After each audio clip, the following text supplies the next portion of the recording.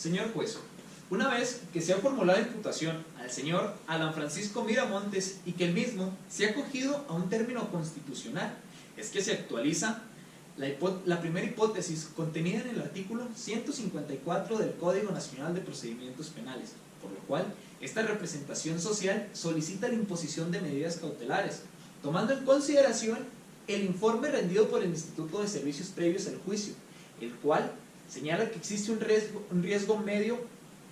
que debe de tomarse en consideración. En lo que respecta al peligro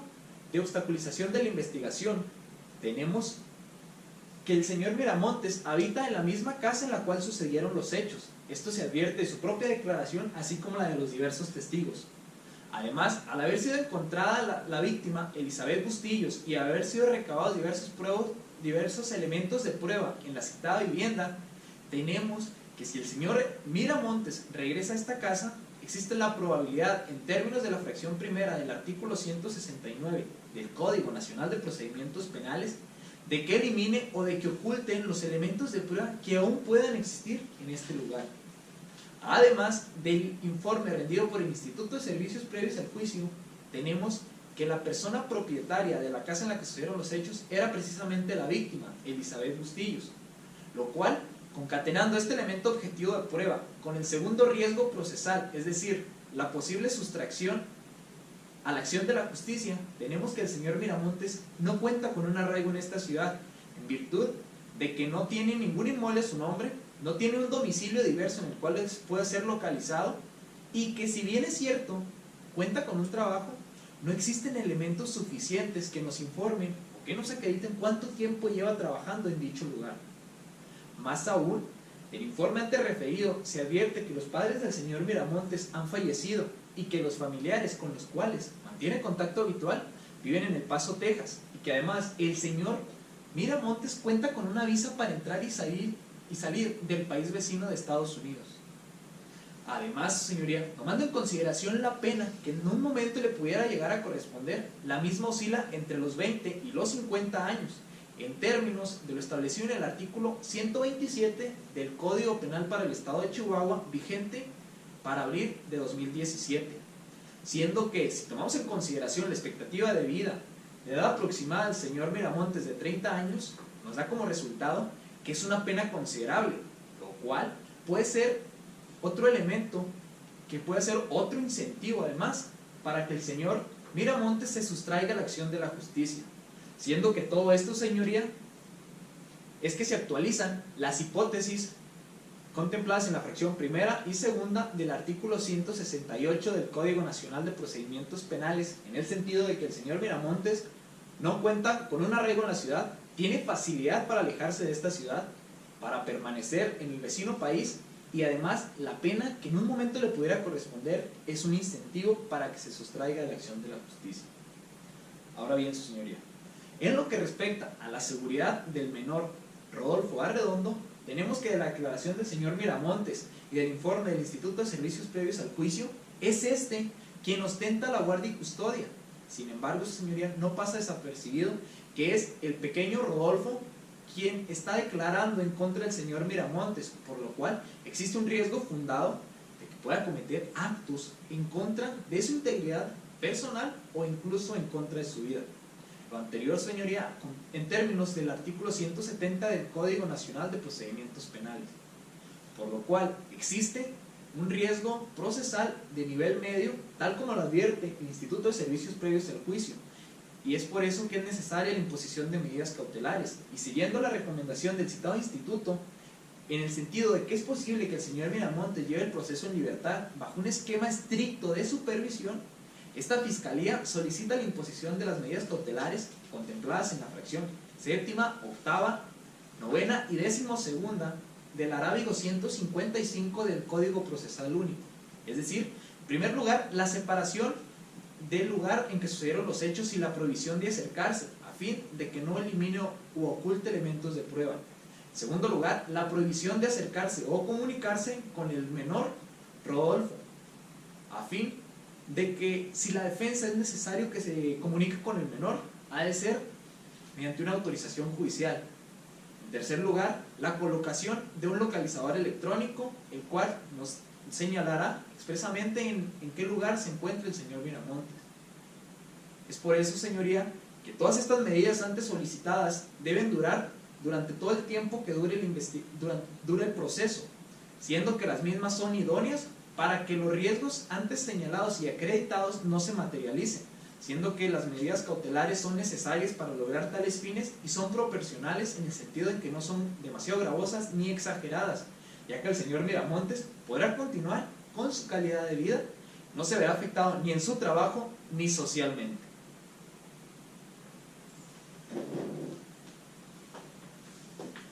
Su señoría, por parte de esta defensa rechaza la solicitud del Ministerio Público, pues consideramos que es sumamente excesivo o innecesaria establecer estas medidas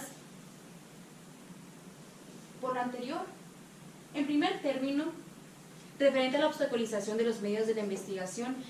la Fiscalía se basa en la posibilidad de la destrucción o modificación de los medios de prueba, lo cual en este momento del proceso de la investigación ya es totalmente innecesario,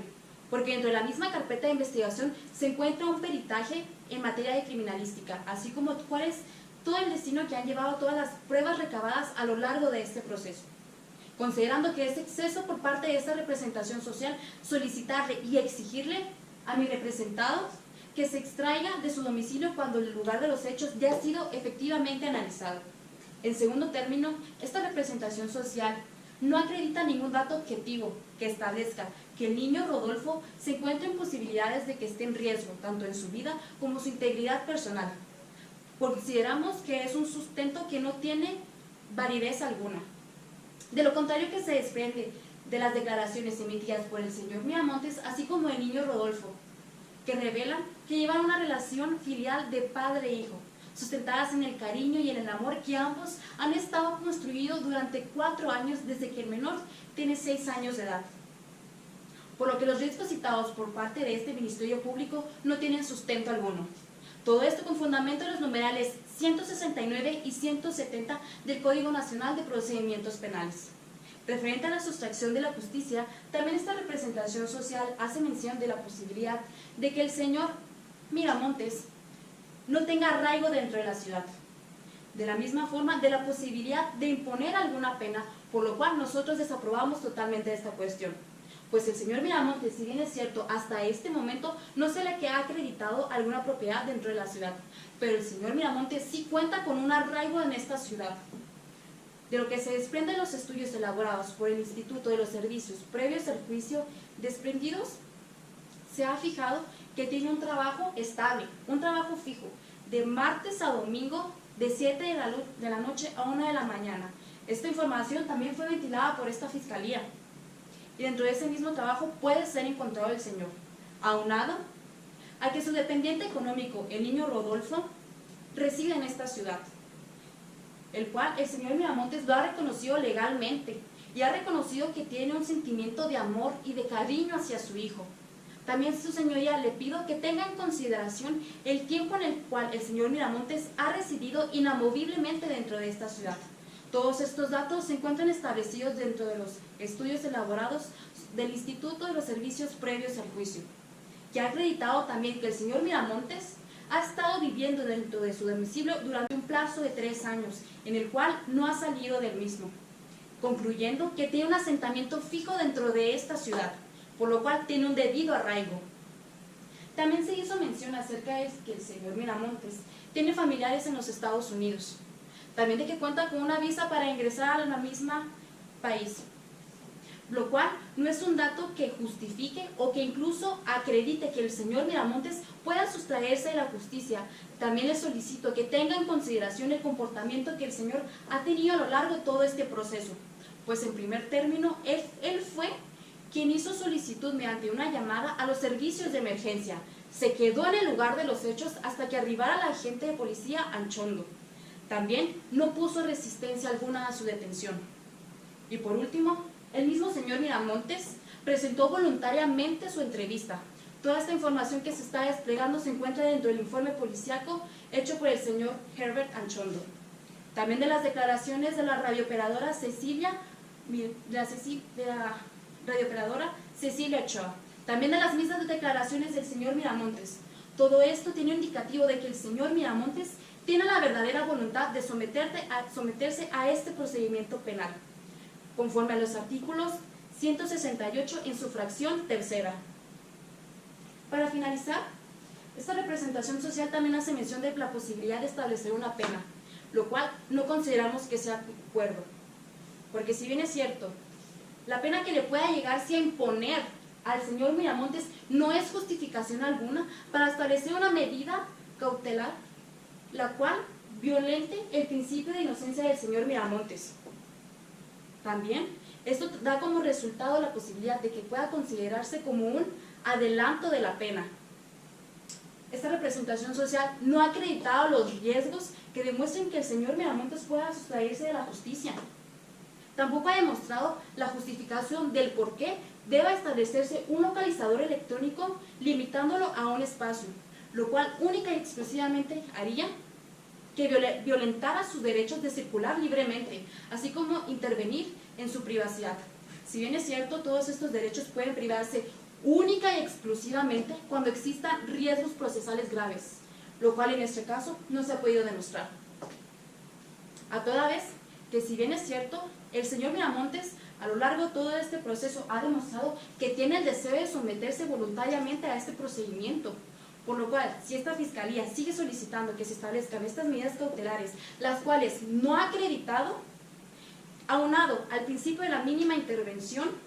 y conforme al artículo 156 del Código Nacional de Procedimientos Penales,